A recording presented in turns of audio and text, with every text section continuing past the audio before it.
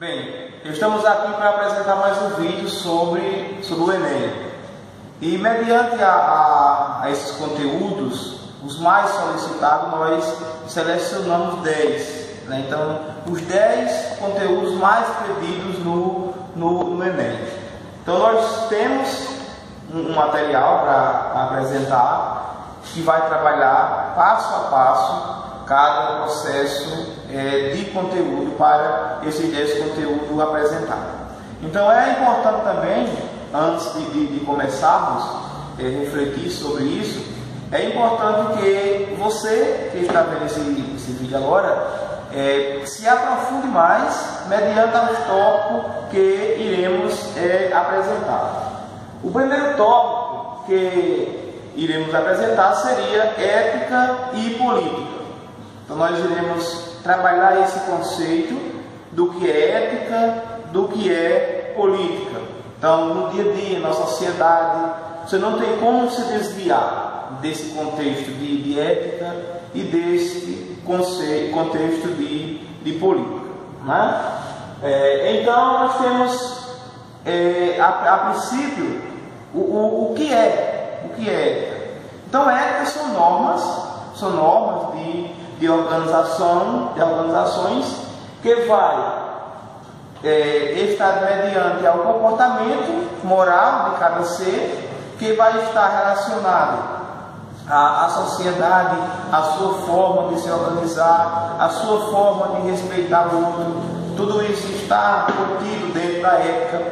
Então você vai ter a sua ética particular, a sua ética que condiz a você, a sua família, e vai ter a ética coletiva, que é aquela ética que está focada, que está situada no contexto da sociedade, que você não pode ferir esse princípio. A partir do momento que você fere esses princípios, você está indo contra a ética. Né?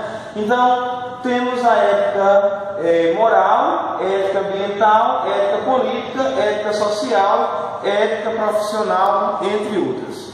Na ética moral, condiz aquilo que eu falei anteriormente, a ética sua, a particular, a do ser. A ética ambiental se diz no contexto geral do meio ambiente no qual você está inserido.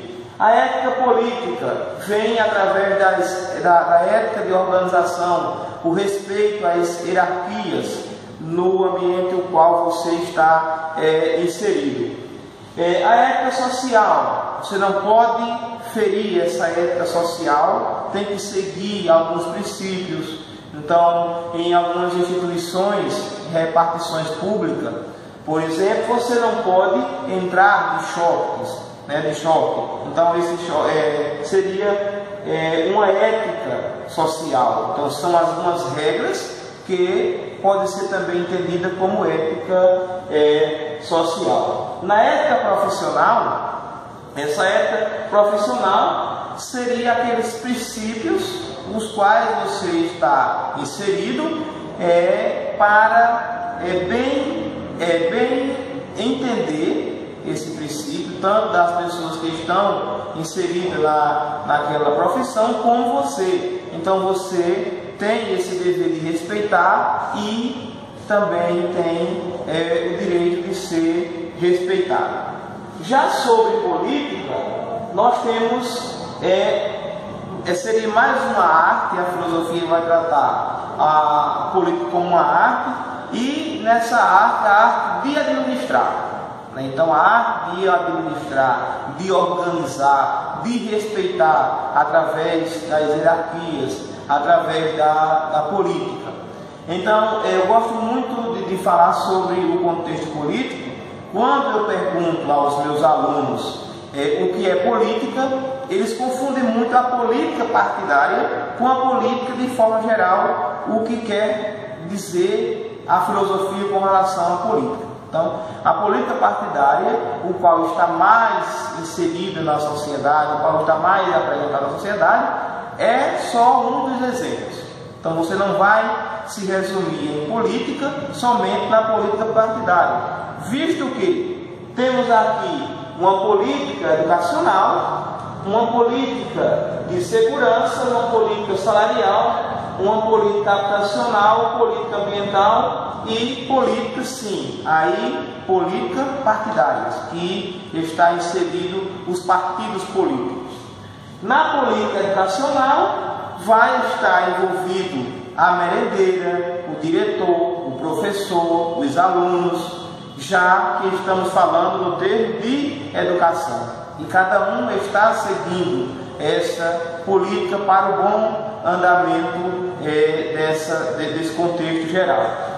Na política de segurança, então, segurança do trabalho é uma forma de política, né? Então a gente segue alguns princípios, algumas pessoas que trabalham na construção civil usam capacetes como meio de proteção, então são também políticas de segurança. Política salarial é o tipo de política que você vai ser remunerado de acordo com a sua profissão, de acordo com o seu exercício. Então você recebe mediante a isso. Política ambiental é aquela política que você está envolvida no meio ambiente, respeitando esse ambiente no qual você está ali inserido. Então tem esse respeito. E a política partidária são as políticas que envolvem todos os partidos, todo o contexto geral, e que geralmente é a oportunidade de escolhermos os nossos representantes por meio dessa política partidária. Então, onde se encontra a política? Na escola, como já falei, da merendeira ao diretor, ao aluno, instituição de polícia, né, na gerência dessa polícia, na gerência de uma obra, na construção civil, como já foi falado, na forma de pagamento que vai de acordo com cada profissão, na administração e controle de onde pode ser ou não um local próprio para moradia. Então estamos falando de política ambiental, né? Então no controle do desmatamento, agricultura indevida, construção local desproporcional. Então estamos falando ainda de uma política ambiental. Então são esses exemplos que nós temos para expressar o termo política de forma geral e mais contextualizada. Do senso comum ao pensamento filosófico. Então, é também um conteúdo solicitado. Então, o senso comum está inserida nas culturas dos povos, né? Então todos têm uma forma de cultura, uma forma de crença. Essas crenças estão relacionadas muitas vezes com as religiões. Então acreditar que passar por baixo de escada traz azar, que a folha do trevo pode trazer sorte, alguns números que representam boa sorte ou má sorte, um gato preto que representa azar. Isso aí estão contidos dentro do que é o senso comum. A definição do senso comum é um conhecimento que recebemos de uma geração para outra e que nasce do esforço que os seres humanos fazem normalmente para resolver os problemas práticos e imediatos que surgem no dia a dia. Então, esses contextos mais imediatos, que vai passando de geração em geração esses costumes, são tidos como senso comum. Mitos com o senso comum. Então, aí nós temos esses exemplos, os mitos como senso comum. O homem desde sempre tende a compreender a realidade subjacente, por isso criou explicações para os diversos fenômenos que surgiram, daí a criação dos mitos. Então esses mitos, os mitos tão folclóricos e conhecidos do lobisomem, por exemplo, está inserido no contexto do senso comum, certo? Então já para Epígoro, o filósofo, ele vai se preocupar com essa questão de senso comum e ele vai levar de encontro a religião e vai dizer o seguinte, que muitas vezes muitas vezes essa forma de crença, essa forma de acreditar nas religiões traz para o ser infelicidade. Então ele vai levar para as suas teorias justamente essa problemática de que muitas vezes esse acreditar nesses mitos, seguir algumas religiões à risca, pode trazer infelicidade para os seres humanos. Então crença como um senso comum, acreditar que o trevo de 4 folhas traz sorte, que quebrar um espelho traz azar, sair de casa com o pé direito na frente é sinal de vitória, um chapéu embocado traz má sorte. São os exemplos, como já falei, para o que é o senso comum. Pensamento verdadeiramente filosófico. O pensamento verdadeiramente filosófico são aqueles pensamentos que não têm uma resposta dada. São aqueles pensamentos que faz você refletir, que faz você pensar se aquilo é ou não verdade. Como você sabe, a filosofia ela não tem uma resposta feita, pronta. Ela vai de acordo com cada princípio. Então, nós temos aqui, quando o mundo terá fim um dia, quando se morre, para onde vamos de verdade? O Deus que as religiões pregam de diferentes formas é o mesmo? De onde veio o homem? São perguntas, São perguntas feitas, e que nós iremos passar a nossa vida inteira tendo algumas teorias, e essas teorias não vão dar uma resposta concreta convincente. São teorias que você pode pensar, refletir. Então a filosofia não é um conjunto de conhecimento pronto, um sistema acabado, fechado em si mesmo. A filosofia é uma maneira de pensar e também uma postura diante do mundo. Então, a filosofia traz, tem como chave principal não uma resposta, mas uma pergunta, e fazendo com que você tenha a sua resposta mediante ao que você pensou, a sua experiência de vida, de forma o qual você passe a acreditar naquilo que você sempre tinha como certeza, ou modificar o seu pensamento, construindo um novo conhecimento. Liberdade e determinismo. Então, liberdade é o ser livre. Determinismo é o que iremos ver. Então, iremos entender mais o que é determinismo. Liberdade fica mais claro para se entender. Já o determinismo não. Temos o livre-arbítrio e o determinismo. Então, o determinismo seria uma teoria filosófica que afirma que as escolhas e ações humanas não acontecem devido ao livre-arbítrio, certo? Mas por relação à causalidade.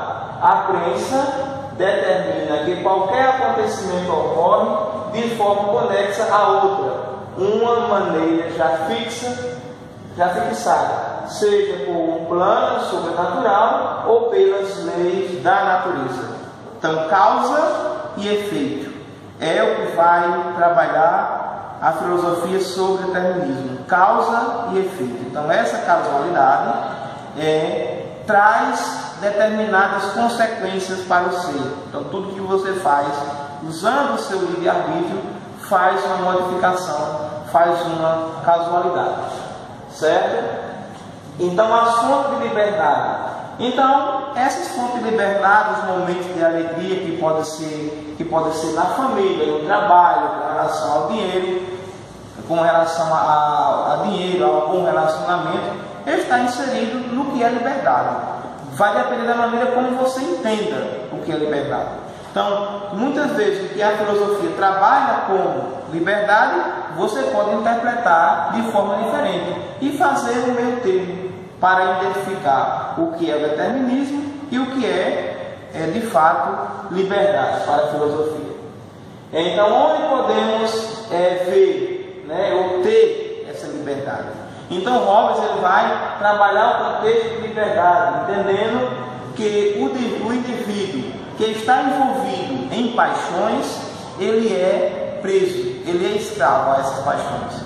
Então, o ser ele só é livre só tem liberdade, segundo a teoria de Hobbes, se você não estiver preso a nenhuma paixão. Então, tudo aquilo que você exerce na sociedade e que você exerce de forma apaixonada, de forma louca, lhe deixa você, deixa você preso. Deixa você preso, visto que as paixões, ela lhe prende e priva você dessa liberdade. Então, podemos às vezes até pensar, por exemplo, o ser livre que busca trabalho não está livre, visto que está preso a essa busca de trabalho, certo? Assim a liberdade não existe, a liberdade ela vai existir. Então, desde que nada lhe prenda naquilo que você faz, você não deve fazer aquilo com pressão, com forma desesperada. Quando você faz isso, você perde a sua liberdade, Então, devemos volta a reafirmar esse contexto. Devem compreender e entender até onde é liberdade, até onde a sociedade pode lhe prender e lhe privar dessa liberdade, certo? Então, determinismo e suas funções na sociedade. Então, existe a sociedade, sim, aonde iremos estar vendo. Temos aqui dois caminhos a seguir. O determinismo vai trabalhar a princípio causa e efeito, certo? Causa e efeito. Tudo aquilo que você pratica vai ter, como causa, vai ter um efeito subsequente. Então nós temos dois caminhos aqui, duas escolhas, que vai ser exemplos para o determinismo. O primeiro determinismo é o pré-determinismo. Ele supõe que todos os efeitos estão conectados totalmente às suas causas, sendo considerado um determinismo mecanicista. Volto a dizer, causa e efeito. É o primeiro determinismo, o chamado de pré-determinismo. O segundo é o pós-determinismo, certo? Nesse caso, as causalidades são determinadas por algum motivo, ou seja, determinação é vista no futuro e ligado a algo exterior, como um Deus. Então, nesse pós-determinismo, você já vem determinado a seguir um caminho. Você não tem direito ao livre-arbítrio, fazer o que você quer. Você já está determinado a fazer aquilo que os deuses querem, já que a filosofia vai trabalhar essa questão dos deuses. O terceiro e último é o co-determinismo. E assim como a teoria do caos, todos os efeitos podem interagir com outros efeitos, de forma que causa uma realidade em nível diferente das outras causas. Nesse co-determinismo, você pode mudar o seu projeto de vida, o seu projeto social que você está inserido. Se você está em algum caminho que não está dando certo, você pode voltar. O co-determinismo vai falar sobre essa possibilidade. A quarta parte, também solicitada, seria Aristóteles. Aristóteles. Quem foi Aristóteles? Então é importante você saber um pouco quem foi esse cara, saber um pouco de suas teorias. Então Aristóteles, o seu pensamento e as suas obras vai estar muito ligada ao termo do bem-estar social, a organização do ser, a política, a retórica das paixões, a poética clássica, a metafísica da alma, grande moral, física, sobre o céu, entre outros, são as obras de Aristóteles. E essas obras de Aristóteles traz as suas teorias, defende as suas teorias. Então, nessas teorias nós temos na física estudos sobre os 4 elementos, então lugares naturais, gravidade, leviandade, movimento retilíneo, relação com a densidade e velocidade, impossibilidade da existência do vácuo, certo? O éter preenche o espaço, o universo infinito, teoria do contínuo, intercência, cósmico, obtido, o eterno e movimento circular.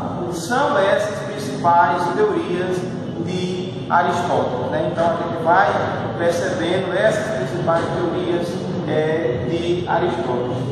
O quinto seria a teoria do conhecimento. A teoria do conhecimento, como eu estou falando de teorias, vai ter vários exemplos para o que seria teoria do conhecimento. Como os tipos de conhecimento. Então a forma de explicar e entender o conhecimento passa por várias vertentes, como conhecimento empírico, né, que divulga o senso comum. Exemplo: quem quebrar um espelho terá 7 anos de azar. Né? O conhecimento teológico é o conhecimento sobre Deus, fora das visões religiosas. Né? Então a explicação de quem é Deus. O conhecimento científico, baseando-se na ciência para provar suas opiniões. A descoberta de um medicamento para um tipo de doença. São conhecimentos científicos. Então você vai vendo que existem vários conhecimentos, né? Vários conhecimentos que estão realmente inseridos na sociedade. O científico, né? Então o científico vai usar a ciência, 100% ciência, para provar a sua existência, para provar o seu contexto geral. Podemos perceber também o evolutivo, né? O conhecimento evolutivo, que todo dia você pensa, né? Todo dia você pensa diferente, todo dia você tem a possibilidade de pensar diferente, de mudar o seu pensamento. Quando você muda o seu pensamento, você tem um pensamento evolutivo, né? Ou um conhecimento evolutivo. Então você vai se evoluindo mediante aquilo que você vai aprendendo e vai também se modificando mediante o seu pensamento. A teoria do conhecimento, temos aqui o conhecimento filosófico, né? O conhecimento filosófico, como você sabe, o conhecimento filosófico que busca uma nova possibilidade de pensamento em meio à opinião já formada. Veja que a filosofia ela quer de forma geral, não que você mude seu pensamento, mas que você repense aquilo que você pensou. Quando você repensa aquilo que você sempre pensou, você pode mudar de forma o seu pensamento, não negativamente, mas de forma que você possa conhecer e destacar aquilo que você conhecia. Então você vai conhecer mais, aprimorar mais o seu conhecimento. Como eu digo, como eu gosto sempre de dizer, filosofia não tem uma resposta fixa, fechada, é uma possibilidade de várias maneiras de pensamento. Então, o céu é azul? É uma pergunta filosófica. Então, é um conhecimento filosófico que a gente vai pensando se é ou não, é um contexto que a gente pode se aprimorar. Então, todas as crenças, todas as crenças críticas que vêm do conhecimento, vêm porque você conhece. Gosto muito de dizer que você só pode falar aquilo que você conhece. Então você não tem como falar daquilo que você não conhece. Se não conhece, busque conhecer, estude para falar depois. Isso é inteiramente importante para o contexto geral do qual você está inserido na sociedade. Então, temos também os principais, temos os principais recursos do conhecimento. Temos vários recursos de conhecimento, como pesquisa, e que você vai aprendendo ao longo de sua vida, o seu conhecimento com a sociedade. Esse conhecimento ele pode ser também inato ou aprendido, conhecimento inato. São aqueles conhecimentos que você aprende só, né? E conhecimento aprendidos é aquele que você depende dos outros para aprender aquilo que você realmente sabe. Então, entendendo? O inatismo trata do conhecimento pelo qual você não precisa dos outros para praticar esse conhecimento. O conhecimento aprendido, sim, depende de terceiras pessoas. Então, teoria do conhecimento, então, no mundo digital, no qual estamos inseridos hoje, mais do que nunca, esse mundo digital, a descoberta desse mundo, notícias em tempo real. Então isso é importante. Então são também teorias do conhecimento nesse mundo digital, certo? Então os pontos negativos que existem nesse mundo digital, ele existe sim, existe, né? Temos a questão dos desvios, de hackers, temos que ter cuidado com relação à informação nossa que nós colocamos nas redes sociais. Isso são muitas vezes usadas por pessoas de má fé que querem realmente nos prejudicar. Isso é importante, certo? Então, dentro desse contexto de conhecimento do mundo digital, temos uma gama de pontos positivos, mas também tem algumas questões negativas que devemos ter bastante cuidado. O sexto ponto é Platão. Então você vai fazer qualquer curso que seja aí universitário, você vai passar por filosofia, você vai passar pelas velhas e importantes teorias de Platão. Digo velha pelo tempo, mas atuantes até os dias de hoje, né? Então iremos trabalhar ao longo de nossas carreiras acadêmicas esse grande filósofo que foi Platão, trazendo aí o pensamento de Sócrates e também evoluindo, né? Mediante algo que ele deixou escrito para nós. Então, Platão, a vida de Platão. Quem foi Platão? Platão é um discípulo de Sócrates, que aprendeu muito com o seu mestre e que, mediante aquilo que aprendeu, procurou formular, criar novas ideias, criar novas possibilidades de preencher o mundo no qual ele estava inserido, né? Então ele procurou crescer e evoluir no mundo no qual ele estava inserido. Ele queria, buscava a perfeição, por isso que temos aí o contexto do mundo perfeito das ideias segundo Platão. Suas obras, nós temos aqui 9 exemplos de obras de Platão. Então, a República, eu gosto muito da República, porque pular logo para o exemplo da República, se é o terceiro ponto aqui. Que a República é fantástica, vai querer mostrar para a sociedade os direitos que o ser humano tem mediante a sociedade, os deveres também que está inserido, né? Então ele vai buscar uma perfeição na República. O contexto político, né? O contexto político, o contexto de organização, o contexto de dividir cada pessoa exercendo a sua função na sociedade. Platão já pensava nisso. E nós temos que estar inseridos nesse pensamento, temos que estar buscando essa forma de pensamento e procurar o nosso lugar na sociedade, exercendo os nossos deveres, buscando e exigindo os nossos direitos. E nós temos vários exemplos aqui sobre esse contexto das teorias através das obras de Platão. Então nós iremos buscando esse tipo de conhecimento, entre outras grandes obras que está inserido dentro de Platão. Então a teoria, né? Então, na retórica, arte, literatura, epistemologia, parte da filosofia que tenta entender os diversos conceitos filosóficos. Então são teorias de Platão, né? Então justiça, virtude, política, educação, militarismo. O que seria esse militarismo? Um sistema político em que prevalecem os poderes dos militares, né? E por último, dentro das suas teorias, temos a filosofia. Então, você pode pensar, não, mas Platão ele era filósofo, sim. Então ele só tinha um contexto filosófico? Não. Ele tinha um contexto educacional, militar, político, de solitude, de justiça, né? Então nós temos essa várias diversidade de teorias platônicas.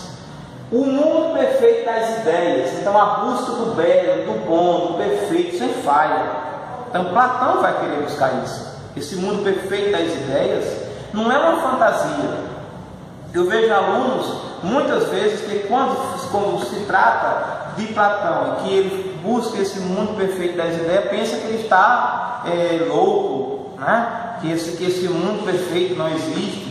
Mas ele está querendo buscar ali o belo que há no ser, né? O belo que está no ser, a sociedade. Quantas pessoas na sociedade que exercem sua função, que são belas por aquilo que pratica, né? Então nós temos essa, dentro desse diálogo platônico, né? Nós temos a descoberta da verdade, né? O que vai querer Platão dizer com isso? Buscar uma verdade absoluta, né? Buscar pessoas que querem realmente estar inseridas, fazendo bem para a sociedade, né? E exercendo a sua função social.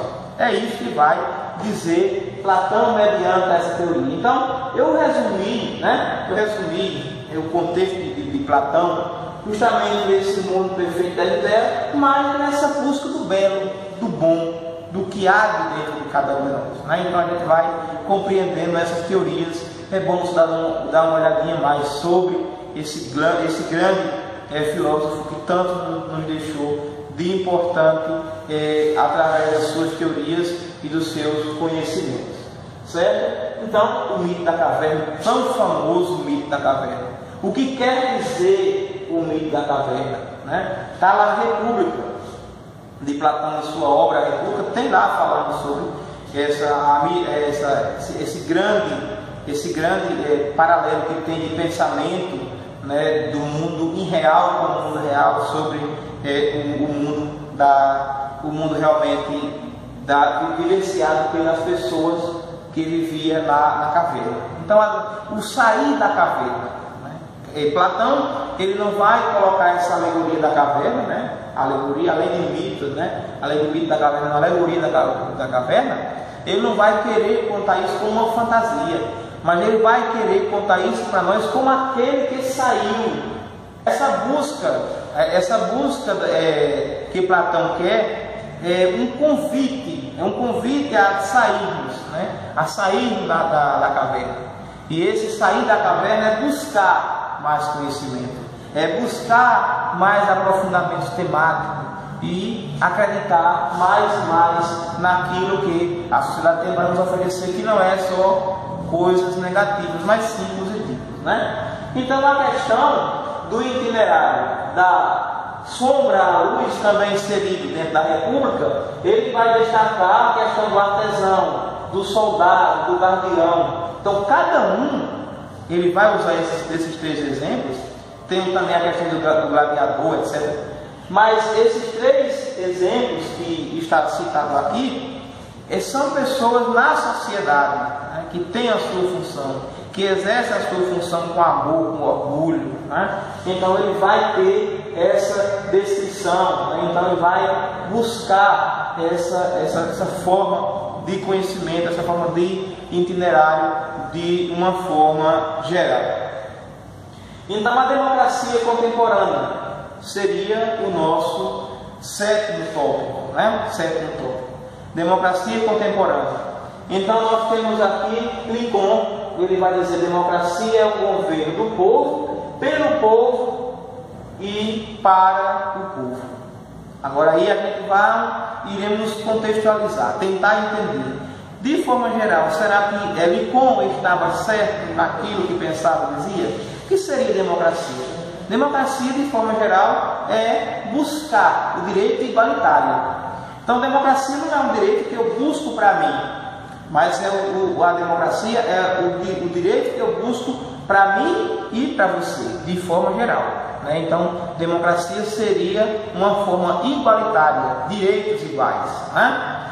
Principalmente para a filosofia. Democracia e seus conceitos. Então, a luta pelo fim dos privilégios aristocráticos e a sua consolidação de uma sociedade com direitos mais amplos teria sido os pilares dessa nova forma de governo. Contudo, não podemos afirmar que a ideia da democracia entre os gregos seja a mesma do mundo contemporâneo. Mudou? Claro, né? Mudou. Então, essa forma que os gregos entendiam sobre democracia é totalmente diferente de hoje, mas era uma forma de governo que procurava se organizar socialmente, né? Então, se você for olhar no filme 300, por exemplo, tem lá uma passagem que a pessoa que nascia com deficiência era jogada num abismo. Então, seria uma forma democrática? Não, mas era uma forma de organização social. já que eles viviam em constante guerra e uma pessoa com deficiência ia atrapalhar o contexto de guerra, né? Então, não é que eu vou defender, né? Não é que eu vou defender matar uma criança porque ela tem deficiência, mas mediante ao contexto do qual ele estava inserido, não era o certo, mas era o viável, né? Então, muitas vezes, o que é viável, muitas vezes não é certo. Então, nós temos esses valores, também temos aí os valores democráticos, tolerância, igualdade, liberdade, solidariedade, justiça, paz e honestidade. Então veja a gama de valores democráticos, né? Tolerância, a igualdade, a liberdade, ser solidário com os outros, né? Essa forma de buscar justiça, paz, honestidade, né? O direito democrático temos? Claro que temos. Então qual? Então, devo ser respeitado pelo próximo. Tenho direitos à igualdade junto à sociedade, e além de ter direitos à paz, liberdade, justiça, honestidade, entre outros. Então, são os direitos democráticos, essa forma de justiça, essa forma de igualdade social de forma geral. Pronto, o nosso 8º ponto é Maquiavel. Então, Maquiavel se acredita que vai ser pedido, solicitado Maquiavel, né? Maquiavel, o que vai fazer, o que vai falar Maquiavel em geral. Então, quem foi esse cara, né? Quem foi esse cara? Pai da ciência, né? Pai da ciência política, por ser o primeiro filósofo a criar uma teoria política baseada na psicologia e na história, né? O pai da política, né? Pai da organização política social. O que queria Maquiavel com os seus pensamentos, que até hoje são tão atuais na sociedade, né? Então, Maquiavel, sua vida, né? Então, a gente vai compreendendo quem foi Maquiavel, onde nasceu, né? Onde viveu, e por isso que ele tinha sua forma de pensamento diferente. Mediante ao que sofreu pelo seu pensamento, por isso que ele era tão revoltado e lutou tanto para criar suas teorias, para defender as suas obras. Entre elas, o discurso sobre a primeira década de Tito, né? O Príncipe, a arte da guerra. O Príncipe é fantástico, né? Isso é fantástico. Que vai falar sobre a política, né? A política onde você vai querer estar, né? Querer estar, permanecer e se perpetuar, mediante a esse contexto de Maquiavel, que está inserido no Príncipe, né? No livro O Príncipe, que é uma de suas obras, né? Então, as suas teorias. Então, o maquiavelismo, onde a política era estabelecida por práticas de fato consciente e com um juízo de valor. Então, os homens devem agir em conjunto pelo bem da cidade. A honra e a glória são os bens que devem ser perseguidos e valorizados, né? Então, são essas as suas teorias de forma geral, né? O contexto maquiavélico, né? Então, sua visão sobre a política. Primeiro, temos de como chegar ao poder, como chegar a esse poder político. O segundo, como exercer. Então, não era importante só chegar no poder, era como exercer a sua função política na sociedade. Terceiro, como conservá-la. Além de chegar, além de exercer, tem que conservar, se perpetuar, exercendo uma boa função política na sociedade. Em sua obra, O Príncipe, é abordado 3 temas básicos, né? Como tomar o poder, então que é como podemos ligar, era como chegar a esse poder, como assegurar a estabilidade política, era como continuar fazendo bem feito, e por fim, como consistir uma república unificada, igualitária e permanente para todos. Então a gente vai vendo as suas teorias de Maquiavel, que é tão importante. Então nós temos aqui como penúltimo o 9º, né? Contratualismo. O que é isso? Então, base do contratualismo. Então, primeiro, estado de natureza, contrato social e estado civil. Então, são os três propósitos para contratualismo. Então, nós temos que ver aí esses três pilares.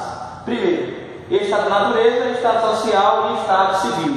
São essas três bases mais fundamentais e importantes. Então, primeiro, de que se trata? Podemos perguntar de que se trata o contratualismo, Então, da garantia dos direitos sociais, que facilita as relações entre os homens e a relação recíproca. Então, eu tenho que oferecer para que eu tenha isso de volta, para que eu ganhe isso de volta, certo? Então, seria uma das primeiras. Sua importância social, a busca por igualdade e respeito, a possibilidade de todos os seios sociais se ajudarem em comum acordo com isso. As leis são formadas, porém, se não servir para o bem de todos, caso contrário, essas leis não será justa, Então, só será justa se tiver o respeito, Então, o contratualismo vai também, dentro de uma forma política, buscar a igualdade social de forma geral. Então, nós temos de onde se encontra hoje em dia, na sociedade de forma geral, que busca o bem dos seus cidadãos, visto que o bem próprio que não fira e nem invada o espaço do outro, Então, essa forma de igualdade, Então, quem foi os pensadores, Quem foram os pensadores, em grandes intelectos do contexto contratualismo, Nós temos Rousseau, Locke e Hobbes, que foi os caras, os quais trabalharam tanto na defesa do contratualismo, Então, forma de pensamento contratualismo seria justamente essas teorias desses grandes precursores da sociedade que você vai ver em história, em sociologia, em filosofia, etc. Então, nós temos, por último, aqui Descartes. Descartes bem atuante, bem recente também, inserido nesse contexto social e filosófico. Então, Descartes, do racionalismo, entende como estupim o primeiro grande filósofo moderno com o princípio de rejeição à certeza dogmática. Princípio de rejeição. Então, perceba só, saímos lá da Idade Média, que para uns é a Idade das Trevas, e com uma crença muito grande na igreja. Quando eu falo igreja, eu estou falando de igreja católica, porque era a igreja única que tinha na época, e aqui ele vai começando a rejeitar. Dentro de suas teorias, Descartes começa a rejeitar a certeza dogmática imposta pela igreja, onde tinha a verdade absoluta, certo? Então, a sua vida, quem foi afinal? Foi um filósofo, matemático, fisiologista, além de ser considerado o pai da matemática e da filosofia moderna. Então, veja a gama de comportamento, de intelecto que tem Descartes. As suas obras, Meditação, sobre a filosofia, primeira, Objeção e Resposta, Princípio da filosofia, Descrição do corpo humano, As paixões da alma, entre outras. Então, as paixões da alma é belíssima.